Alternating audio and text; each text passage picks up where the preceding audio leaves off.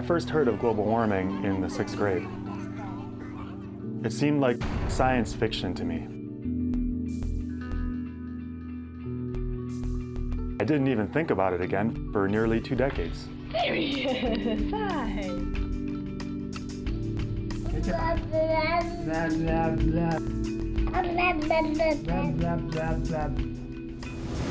At that time, I was a graduate student in physics, and I was at Columbia.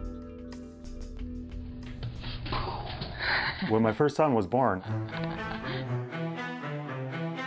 everything changed.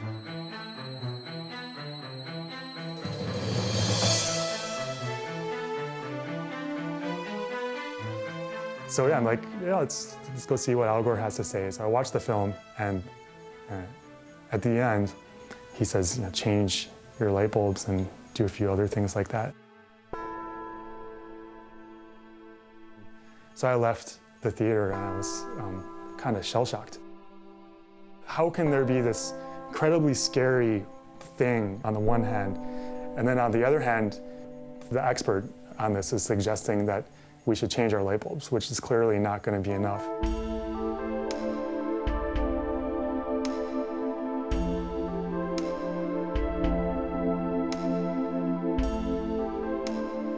So I think that set me, and maybe a lot of other people too, on this path of exploring, well, what is enough? Like, how can we respond to this? As someone who was trained as a scientist, I thought that what we needed were more facts. I must have been pretty hard to live with. I was really struggling and feeling very anxious. I had this knowledge of all of this stuff happening, that society wasn't moving to do anything about it. And that gave me a sense of panic. And then I realized that I myself wasn't doing anything either.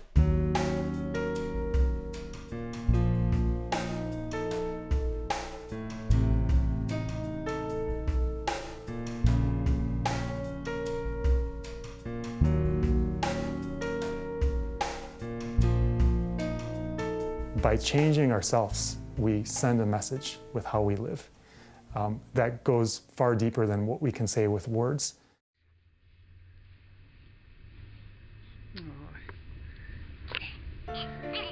I dedicated the book to my 2 sons.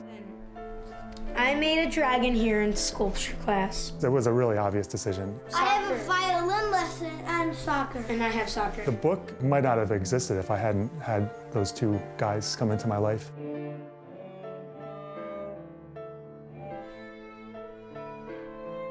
It kicked me out of myself. It made me think outside. It made me want to make the world better. Bye, Byron. Oh, And their names are Bird and Zane.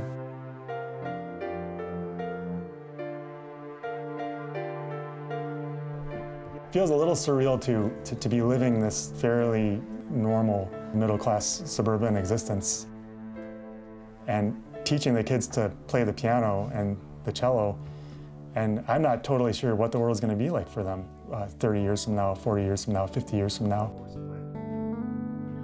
It's not looking great from where I'm sitting.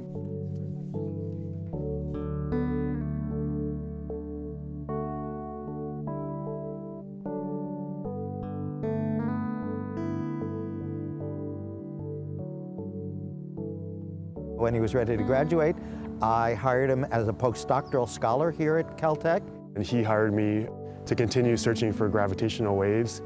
Peter and I talked quite a lot about his passion for work on environmentalism. Peter knows a lot more about all those things than I do, so I learned a tremendous amount from him. I'm also a passionate environmentalist, but nowhere near as much as Peter, and nowhere near as courageous as getting up and saying, despite the fact that I'm enjoying what I'm doing, I'm going to get up and change fields and devote my life to work related to our environmental challenges. And you warned me too. You said, if you leave now, you're going to be on the outside. And I admire him so much because of it.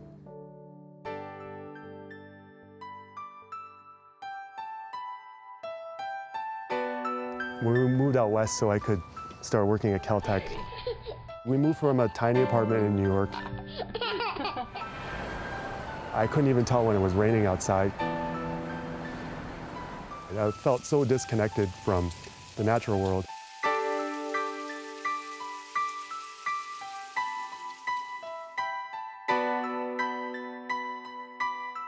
Hey, you want to go outside, you guys?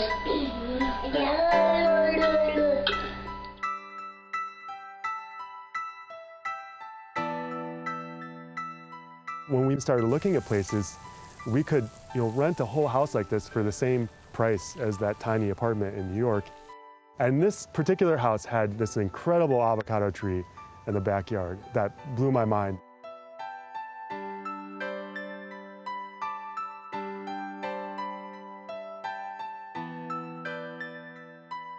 Yeah, so I love this tree. It's the reason I live in this house. It's an old avocado tree, incredibly productive. The fact that an avocado tree can make an avocado, to me, that's amazing. Maybe we have to stop thinking that human intelligence is something that means we can do whatever we want and wreak havoc.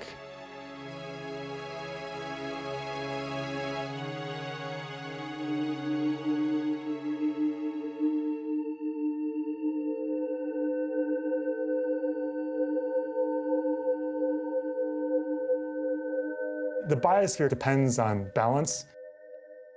I don't think that we're above that basic law of the biosphere.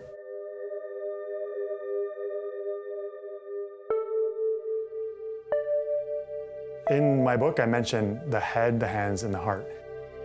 The head part came first, and what that means for me is like an intellectual understanding. So I kind of realized intellectually that there was a problem by looking at the science. What's the impact of this action versus that action? So I only have a limited amount of time and energy to prioritize those different things. And that's what the head helps me do. The hands, that's actually doing stuff.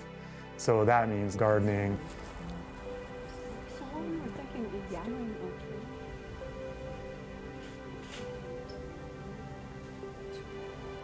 fixing the old car. Another problem I've been having is not enough power steering fluid. Getting on the bicycle, doing stuff instead of just talking about things or thinking about things or reading about things. And then the heart, that ties everything together, I think. The heart is where you find meaning in this. It's where you translate this intellectual understanding and this practical action into actually making your life more satisfying.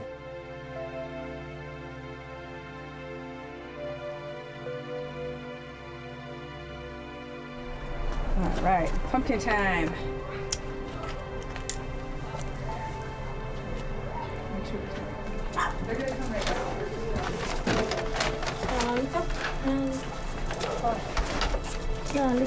Lollipops. Yo, we got lots of lollipops today, Bert. All three of those things are ways to then inspire people to take action. You provide them opportunities to learn something.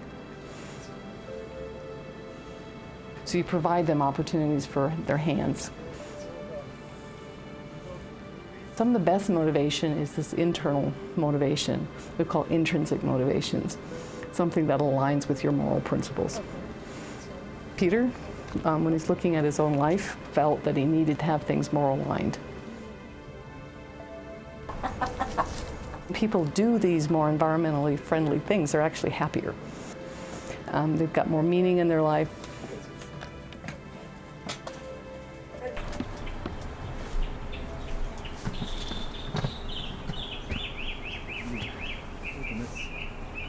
Save a few more. Come on, girls. It becomes a change in your lifestyle that leads to these other sorts of behaviors more naturally.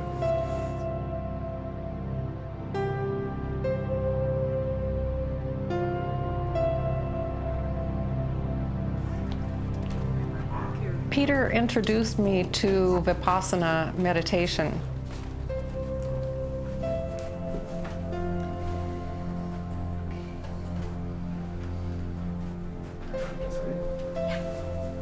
he would keep telling me when he was going on his Vipassana retreats. And this one day he called me and he said, I have signed up for Vipassana in January. I am going to be driving maybe his grease-powered car, and your carbon footprint will be 0. And I said, I don't know if I'm ready, I don't know. I was fearful, but I signed up and I went with him, and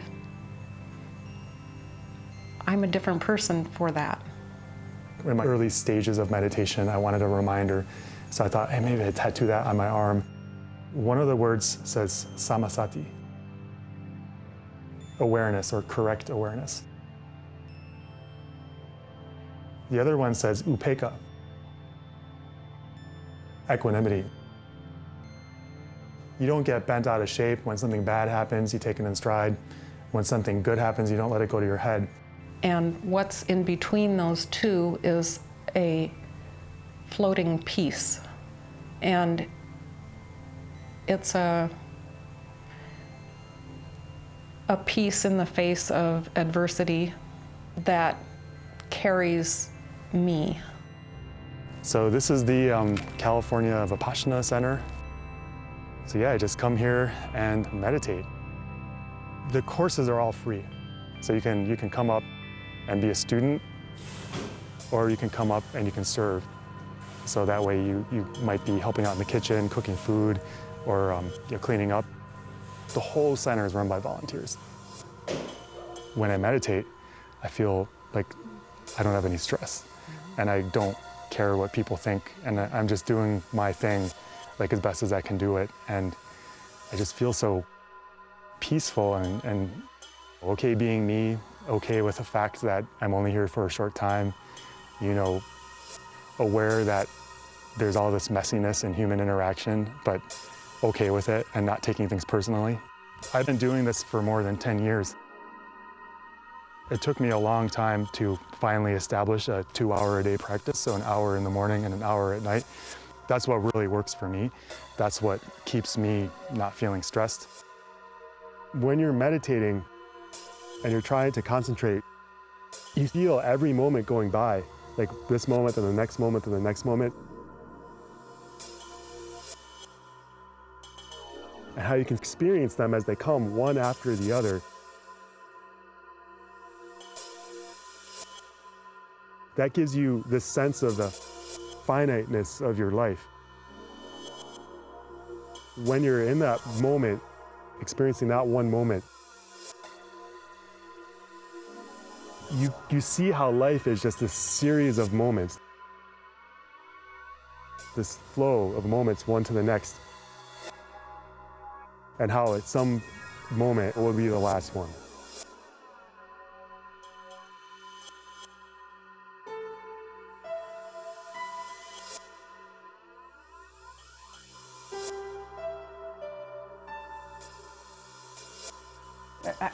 I struggled kind of with depression, I guess, throughout my life and feeling like an imposter. I guess that's kind of a version of depression maybe, or something like that. And I do know that when I'm meditating, that kind of draws back. So the meditation has been super helpful.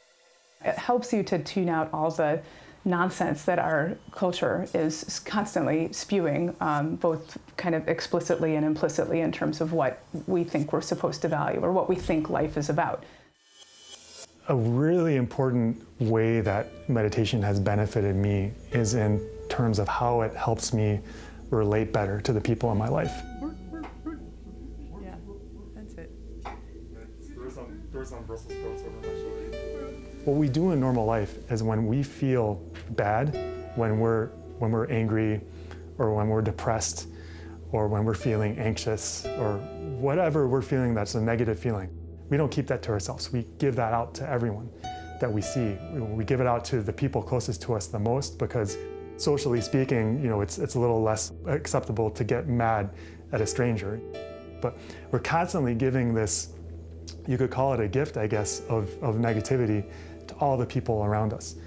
And when you start to observe that negativity in yourself, and when you start to meditate and sort of understand how the mind works and where this negativity comes from, you're not repressing the anger, you're just not being angry anymore. And that's why we have Mitzi.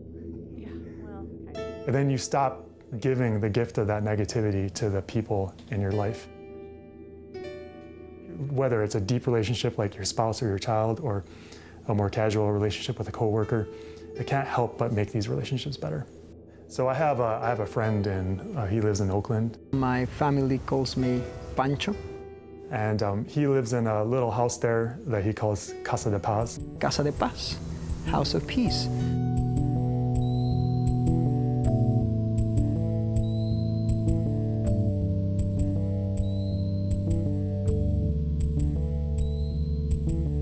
It's in kind of a rough neighborhood in Fruitvale. When I come to San Francisco for the AGU scientific meeting, I have the good fortune to stay with my dear friends at the wonderful Casa de Paz. I'm just a server, trying to be of service to the community. That's my role, as I see it. And he's just a character. I mean, he meditates seriously. He's been doing it for longer than I have. You have to knock. Who's gonna knock? Who's gonna knock? He interestingly had a similar path because he was working on his PhD in astrophysics. He makes you feel like the most important person in his life when you're with him. That's for me the most important thing. So when I connect with people, say, you're the most important thing, how can I be of service? And he's just so full of joy. He's smiling and he's laughing and he's just with you, he's present with you. You can't help but smile and laugh along with him. You come and live with the people and laugh with them and cry with them and eat with them. Trying to create this community where people can have these ocular demonstrations that you can be growing your food, you can having your compost pile. The other weekend you also did art. You can have books about nonviolence and practices about nonviolence as well. Yeah, we're getting to know a lot of people. One of the best ways to meet people is by just being out on the street, doing something useful, and you get to talk to your neighbors while you're picking up trash, you get to talk to your neighbors when you're giving away fruit. This neighborhood is called Fruitvale for something. Orange trees that are just like screaming, just wanted to be picked up.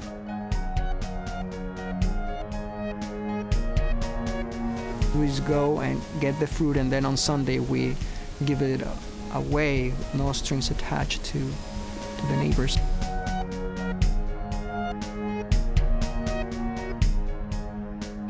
We want people to come here on permaculture, on restorative justice, on nonviolence, on healthy food, on gift economy, on practice to be in receptive silence, so that we can have this transition from empire to earth community. We call it the Great Turning, and we say it's going to happen one heart at a time, one house at a time, one block at a time, period. How do we cultivate true wealth?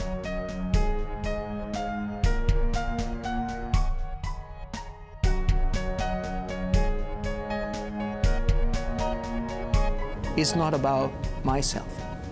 It's about serving others. How do I serve others? And you start feeling that, well, that's the secret of happiness.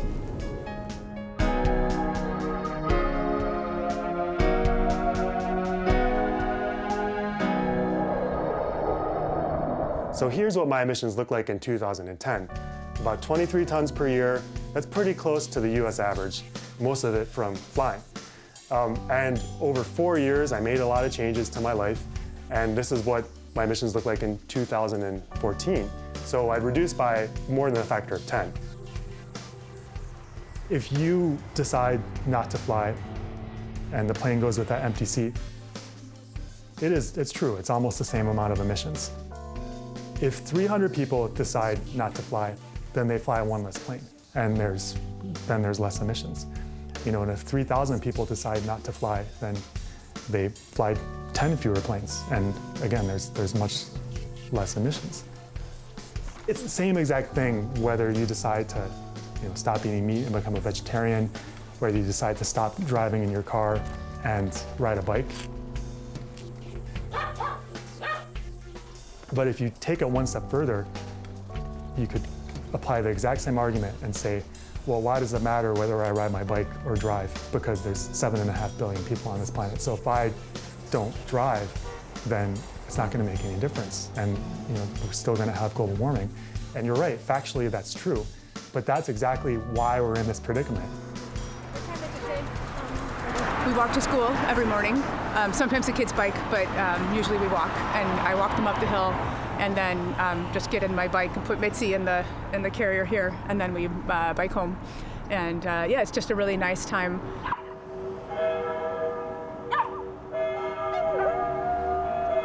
It's about a mile, and so the kids get a little bit of exercise every morning.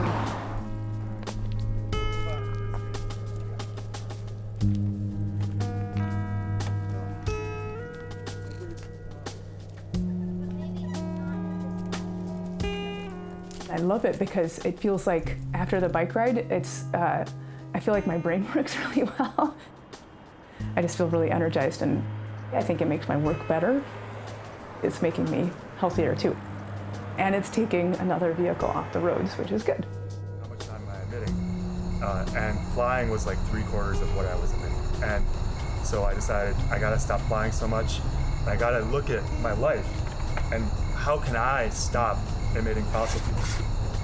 I sort of made it a game. I kind of prioritized and said, I'm going to stop doing this. I made a car that ran on vegetable oil so I could still be like a normal member of society, and I've got 2. This is Maybe, the grease mobile. And she drives on waste vegetable oil, which we get from local restaurants. And so that way we're basically putting carbon CO2 into the air that came out of the air instead of CO2 that came from deep underground. Well, one trip we took, Sharon named her Maybe. That's spelled like the woman's name, like M-A-E-B-Y. And the thinking there is, maybe we'll get there, maybe we won't. Because, the first trip we had some trouble. You really do the car. Well, yeah, you've never fixed anything on the car. No, that's true. Never. She breaks things on the car. I did not break it. The car just doesn't work for me. Yeah, the car and you don't get along. No, I didn't know. It's not. That's not. You gave her name, though. Yeah, maybe, because maybe we'll get there. Maybe it's a spiteful name. Maybe we'll get there. Maybe we won't. Yeah, it's a good name, but it's a little bit of spite there, and I think the car picks up on that. Oh my goodness, that's ridiculous. So when she drives it, the car breaks, and then I fix it. Yeah, well, so the car is kind of fun in its own way. Yeah, I still like flipping those little switches, because then he feels like an airline pilot. I do, yeah. When I feel like like in a space capsule or something. Right. It's my own love of the myth of progress. Yeah, I still have a lot of that in me from my childhood. There's this desire, I think, that we have in our society to just solve all of our problems with technology.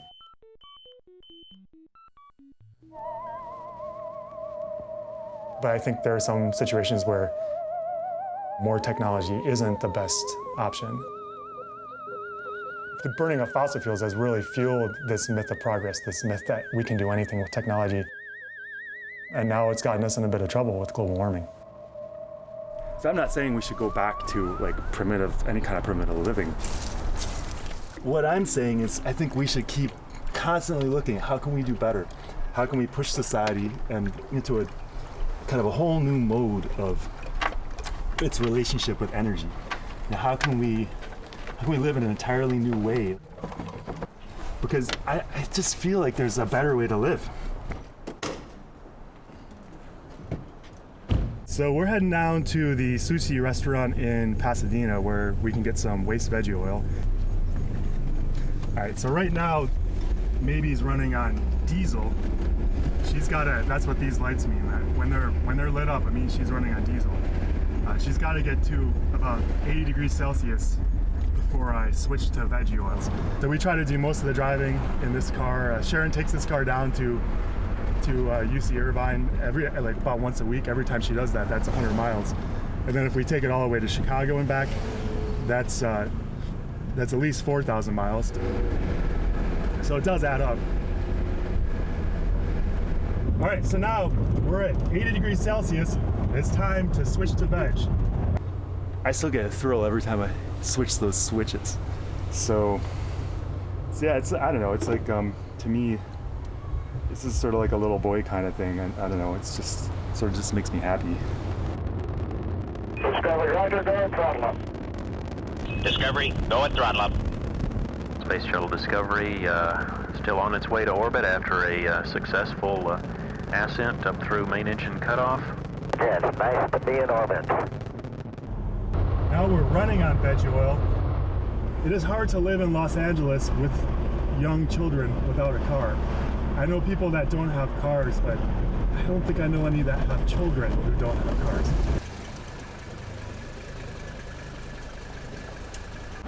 So it turns out that fuel is very heavy.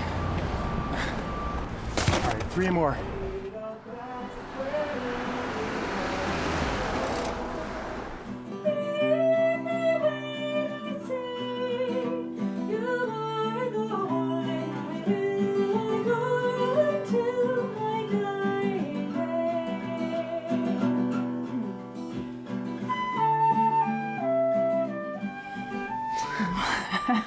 You can take it. No, you take it. All right, well, we met at Harvard when we were singing in the choir. It's like, I have this beautiful Barber song that I can play the piano part to. Let's go to North House and you can sing it and I'll play piano.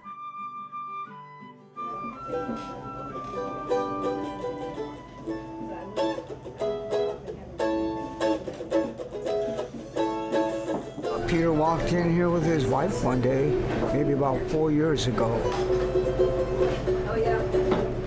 He's just a great guy, and then I watched him come in here and sit quietly for hours on end with his computer, and I figured he was writing that book that he is now circulating.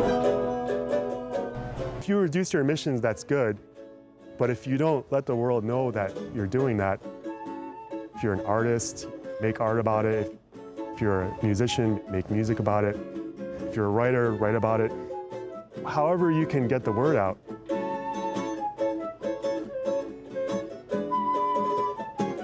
Yeah, so then we started to date when I came back from the Peace Corps.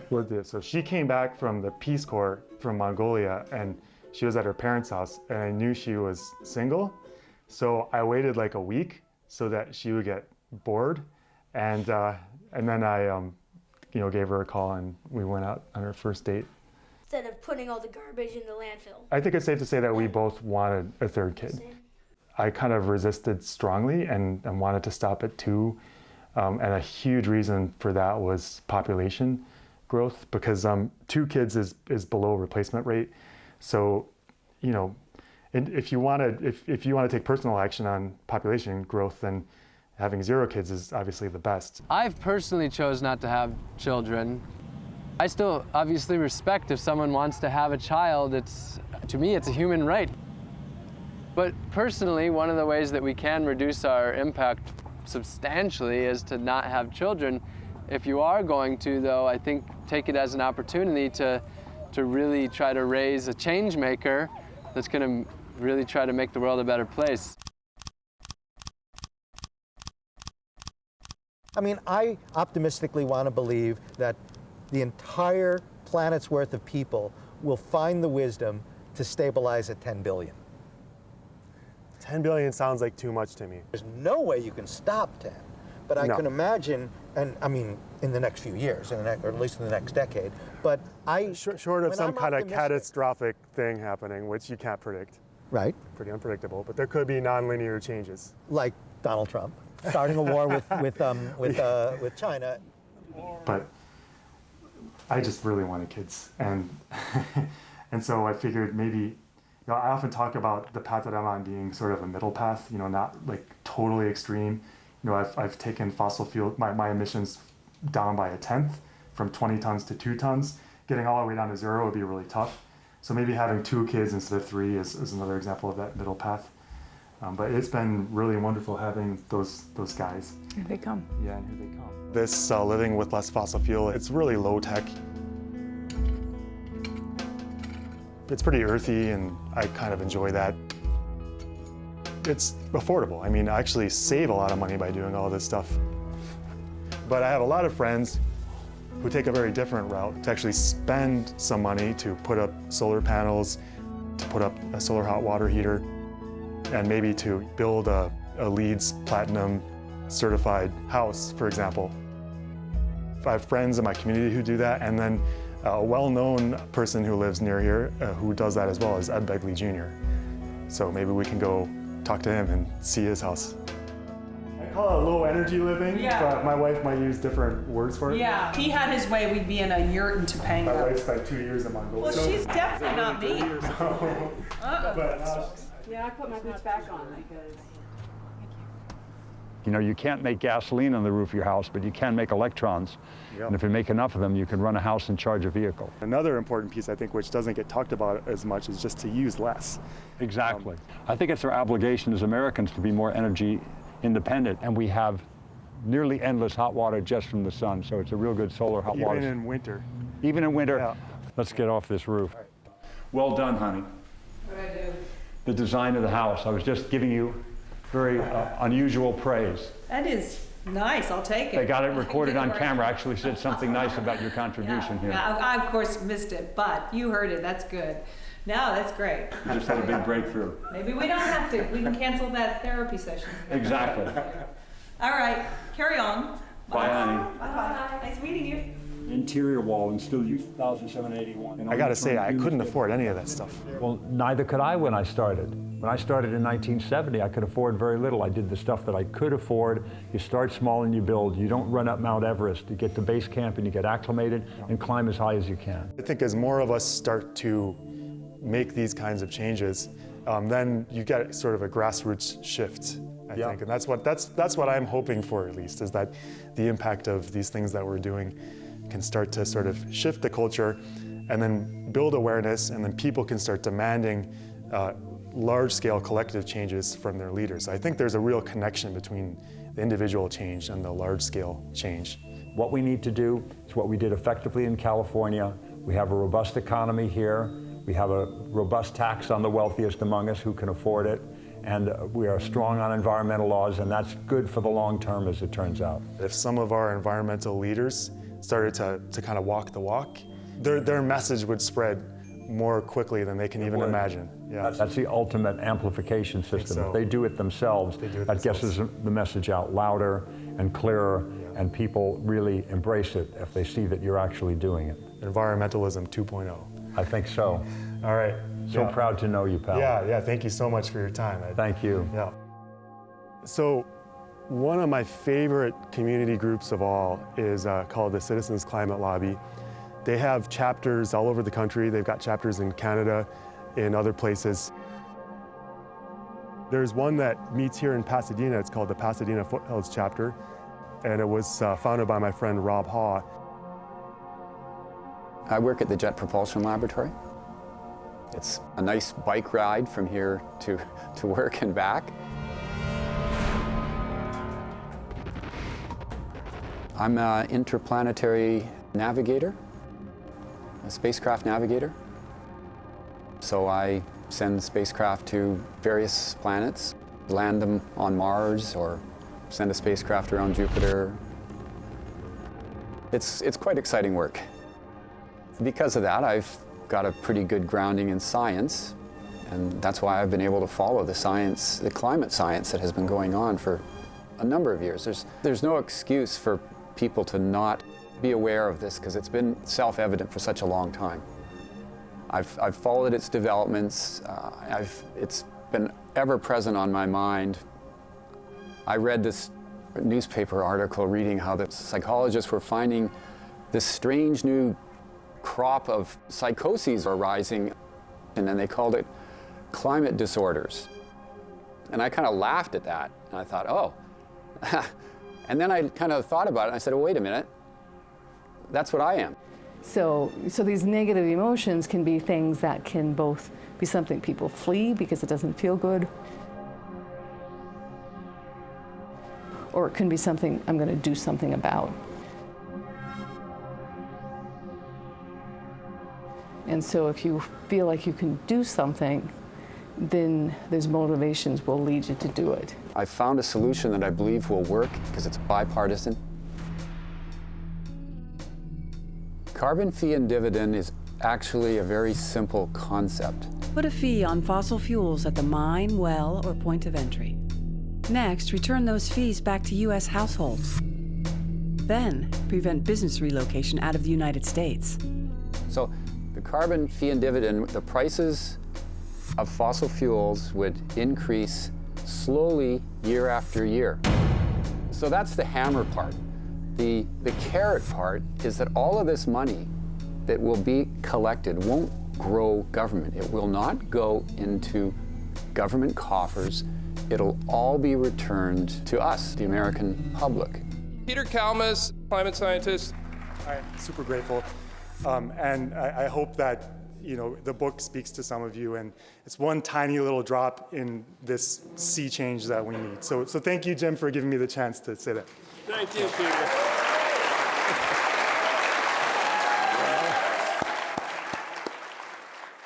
I do realize that everything I do is just a tiny drop in the bucket. I try to have an effect on my local community and the people around me.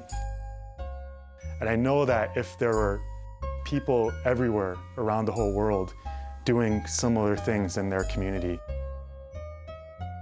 then eventually that's how things start to shift.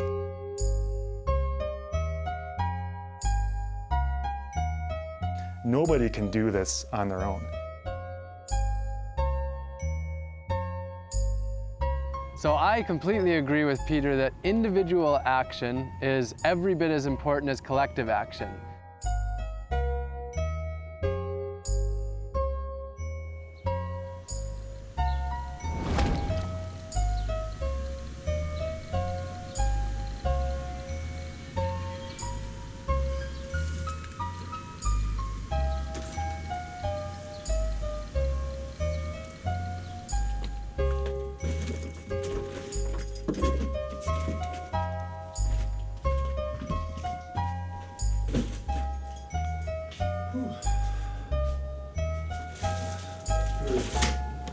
These are all going to get thrown away. So these are the eggs, if they break one egg, so here's an example where there's just one that's broken. You got to throw away the whole carton. Oh, there's a broken one. There's another broken one. These are good organic eggs though, but still even more not broken ones. They're perfectly good. 40% of all the food that's produced in the U.S. ends up not getting eaten, getting wasted instead. But it happens at many steps along the way. So some of it gets wasted at the supermarket, like this is what I'm saving. So when the expiration dates are up, or if the eggs are broken or anything, then if you put this food in the landfill, it turns into methane, and then that's even worse. Yeah. So Peter and I have the same philosophy, I'm sure. The idea is not to go dumpster diving. The idea is let's not put any food in the dumpsters in the first place. Let's set up systems where no food ever has to go to the dumpster, where dumpster diving no longer exists in our time, hopefully, and instead it's properly distributed. So I've dived into about 2,000 dumpsters across the United States in about 30 states, so I'm pretty knowledgeable about the dumpster scene. And basically I found that dumpster after dumpster after dumpster is filled to the brim with perfectly good food, and we're talking about grocery store dumpsters, restaurant dumpsters. I wanted to be able to take everyone to the dumpster with me to show them this, but I knew I couldn't. So I came up with the food waste fiasco, which is where I collect thousands of dollars worth of perfectly good food, take it to a public park, lay it out for people to see. This is what's happening in every city across the country, every day. We produce enough food to feed 2 entire American populations, while 50 million Americans are food insecure. So it's just, you start to connect those dots, and you see the small picture and you see the big picture, and you really start to see we have to change this. So we are in a society that thinks that things are to throw away. Oh, when I throw away my bottle, where is the way? There's no such thing as a way. It is planet Earth. We have a minute to talk about trash. Do you know where your trash goes? My goal is just to affect as much positive change as I can. And I was living a fairly normal, average American lifestyle. I was very focused on material possessions, pursuing women. My goal was to be a millionaire by the time I was 30 years old, and just started to realize that my life was causing destruction to everything that I loved. At that point, I just started making small changes. I made about 100 positive changes, making one a week. Sort of radically transformed my life. I'm live with Joe Jenkins. He's the author of the Humanure Handbook. It's called The Pope of Poop by some, or the Duke of Duty.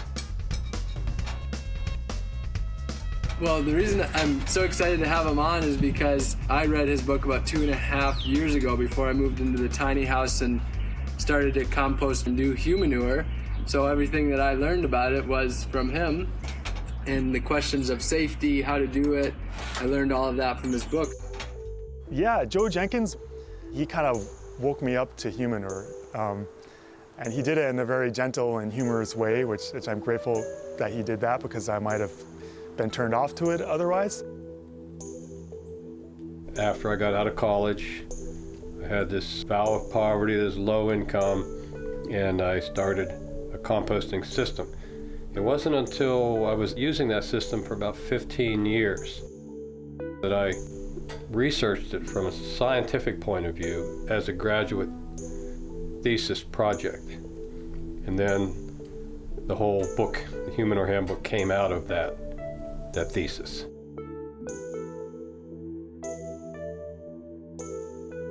I was just in Nicaragua in May. I was visiting people in a village who now had humanure toilets and hadn't had them. Didn't even know they existed. That's what they said to me. We didn't know you could do anything like this. We didn't know this was possible. That last trip to Nicaragua was really touching for me, to visit these houses one at a time and talk to these people and see how grateful they were to have a toilet in their house that works without odors, that was ecologically friendly and hygienically safe. And it was just very satisfying for me. These are some of my humanure editions, both the American and foreign. This is the French translation. Korean, Hebrew, published in India. This is the first edition here. All of these editions, by the way, can be downloaded on the internet. The whole book can be read for free. I'm pretty excited. I finally get to talk to the Pope of Poop. Did somebody just call me the Pope of Poop? You must have a lot of them. I mean, there's something. Well, I like Poop Apostle. That would be what you would be. Yeah, I'm the Poop Apostle. You'd be the first Poop Apostle. He spoke to me as a scientist because he did a good job presenting research. The critical part of humanure is keeping the pile hot enough for a long enough time. All right, so here we are at the compost pile. It's really hot right now. It's about 160 Fahrenheit. That's the aerobic decomposition going on, so the microbes make it get that hot. And the good thing about that is it kills any pathogens that could be in there really fast. When you're composting, you're not just composting. You're dealing with soil. You're dealing with food. You're dealing with this cycle of life, and you're building awareness. Yeah, we have an unusual bathroom situation, I guess you could say. If Peter does the dishes, I'm willing to put up with a lot of other things. But now this summer we finally built an outdoor bathroom, and so now with a shower and a sink, and that's where the humanure composting toilet is. When industrialization happened, one of the effects of that was that everybody moves from the rural areas into the cities. It's this whole disruption of kind of a natural cycle. you can see there's a nutrient deficit happening, right? Then the soil gets depleted, and then you have to start introducing fertilizer, and when you have to start introducing fertilizer, then just normal people can't afford to farm anymore because it's really costly, and so then the farms get bigger, and then we have industrial agriculture, and then we're all Global warming is a direct result of wanting more. More cars, more money, more power, more of everything. Maybe I've been bombarded by 3,000 or more ads a day telling me that I'm not enough, that if I don't have the latest iPod, the latest camera, the latest car, my house, I'm not happy. So I'm trying to say like, no, this is not really who I am. That's phantom wealth. The size of our bank accounts, the cars we have, the houses we have, that's not wealth. That's phantom wealth because it can go in a blink of an eye. Some of the stuff that we take for granted, that we need to grow, that economic growth is the path to happiness, that we need to use more and more energy, we need to consume more and more, have more and more stuff. Stuff is a big one. I'm trying to cut down on stuff. Stuff's a pretty big one. That if you have more, I have less. These are a lot of the hidden assumptions underlying our society. I hear a lot of my friends saying, well, you're anti-capitalist. And I, like my friend David Brower, say, capitalism is a great idea. We ought to try it. By that I mean really value the capital that's embedded in the trees, in the resources in the ground. That's part of our capital. Our oceans are part of our savings account. You show me pollution, I'll show you somebody escaping the discipline of the free market by making yourself richer, and then making everybody else poor to clean up the mess. And that's not fair. A revenue-neutral carbon fee puts the burden onto the people who are emitting the most, and that's fair. Therese Bremmel's an old friend of mine. She was really supportive when I started to speak out more about global warming. Welcome to my office. I am the co-founder of Transition Pasadena and the founder of the Repair Cafe Pasadena. One very strong component of our group is to support each other in what we each feel passionate for. So Repair Cafe is a project by the Transition Pasadena group. It is monthly free repairs of anything. Pasadena is blessed with engineers from Caltech and JPL, so we have lots of guys who like to take apart a toaster on a weekend and find out why it's not working. But we also have a community of seamstresses in Altadena. There's a kind of a quilting underground up there, and they'll bring their sewing machines and their sergers and do clothing repairs. Everyone's got, a bunch of stuff in their back closet that's broken, that's just sitting there, and this is a way to try to resurrect that instead of having it just end up in the landfill. This is an amazing project, and it's a real example of community coming together. It's true encouragement to do your small part, even if you think that it's not important. And the bottom line is, it's a barrel of fun. Contributing in a way to keeping things out of landfill, decreasing consumerism is sort of the message that we expected that people getting the free repairs would be happy when they leave. We never expected how happy the repair people would be when they leave. Yeah, so we got this broken camera. We need it for our project, and next Repair Cafe's maybe not for another month, so we're gonna take a look at it, see if we can get it working. Gotta try to figure out where that little piece came from. It's fun. So I'm sorry your game didn't go as well. Yeah. Can't win them all. He had some brilliant passes. He said Nice. that's really Nice Zane. But there was no Good Zane. snack. So, no snack? Someone forgot to snack? Do you think we're gonna fix this? What odds do you give us? 50-50? Zero? He gives us 0. He's probably right. Zane's the realist. My husband, Bob, is working with a project called Conscientious Projector, and they screen documentaries on social justice issues, and it is tonight. They will be screening an interesting film in which Mike Farrell performs a one-man show as Dr. Keeling. Charles David Keeling was One of the grandfathers of the modern field of environmental science. There are a small number of iconic curves in the environmental sciences. Some people consider the hockey stick, our curve to be one of them, but the most iconic curve of all is the Keeling curve, because it just tells us in such a simple way when you look at the trace. You see the annual wiggles, the breathing of the biosphere through the seasons as CO2 modulates a little bit through winter and summer, but the inexorable climb in that curve over time and what it tells us about the profound impact, the unprecedented impact that we are having on the only planet that we know in the universe that can support life.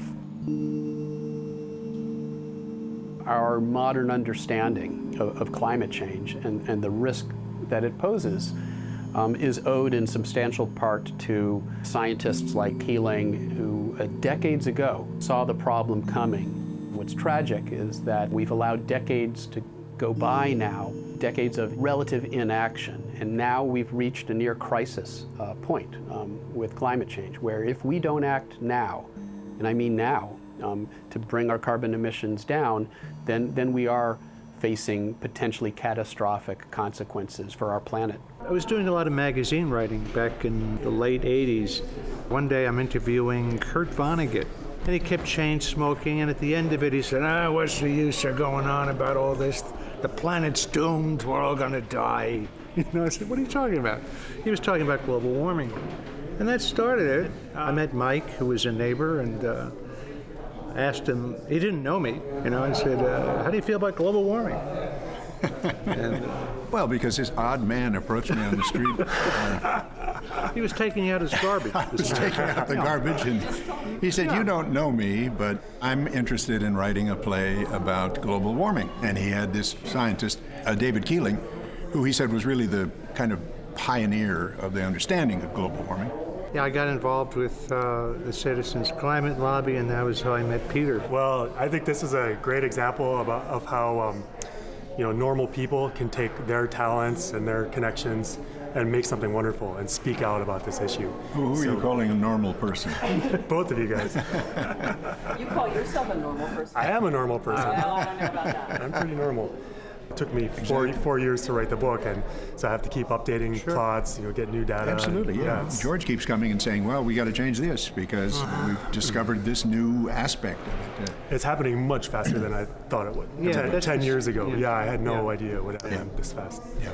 It really took me by surprise that way. Right, but you don't have to worry about it because President Trump says it's all a hoax. Oh, gosh, yeah.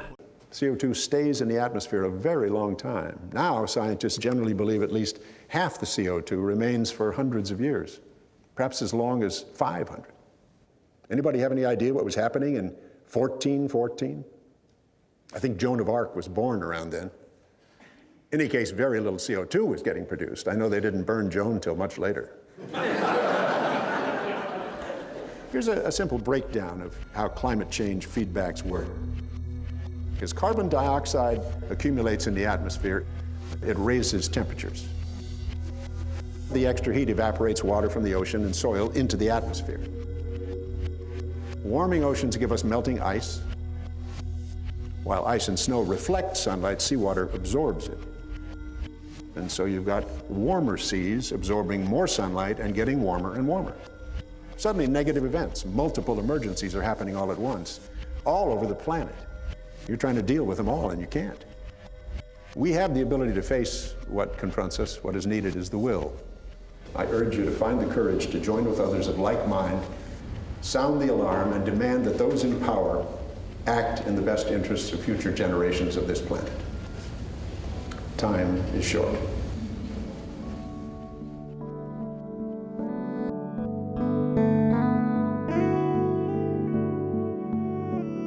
Our ecological predicament challenges us to examine how we live, what life means, and even how we die. There were times when the tears poured down. I mourned the world I'd known all my life. I mourned my boy's future. I mourned how avoidable this all was. Then, through the tears, I accepted reality.